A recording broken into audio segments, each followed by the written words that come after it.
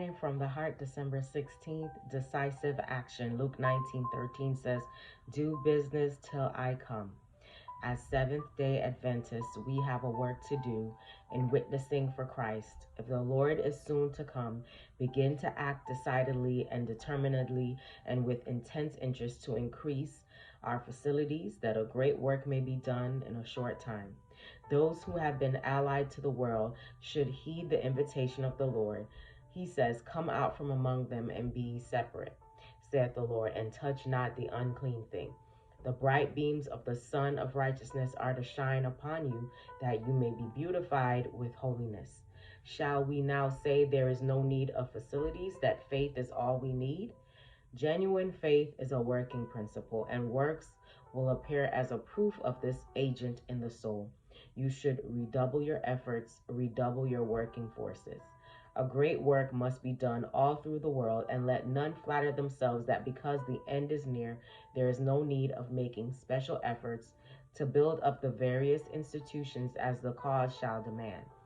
All are to be workers, but the heaviest burden of responsibility rests upon those who have the greatest talent, the largest means, the most abundant opportunity.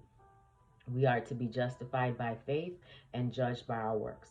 When the Lord shall bid us to lay off the armor and to make no further effort to establish schools, to build institutions for the care of the sick, for the shelter of the orphans and the homeless, and for the comfort of the worn out ministers, it will be time to fold our hands and let the Lord close up the work. But now is our opportunity to show our zeal for God.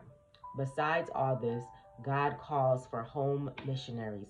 Let every soul deny self, lift the cross, and expend far less means for the gratification of self, that there may be living, working agents in all the churches. A faith that comprehends less than this is one that denies the Christian character.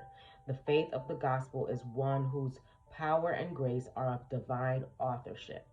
Then let us make it manifest that Christ abides in us by ceasing to expend money on dress and on needless things, when the cause of Christ is crippled for what want of means.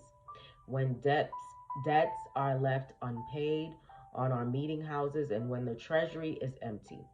By their fruits you shall know them. Shall we not follow the example of him who for our sakes became poor, that we through his poverty might be made rich? Hope you have a great day today. Live from the heart.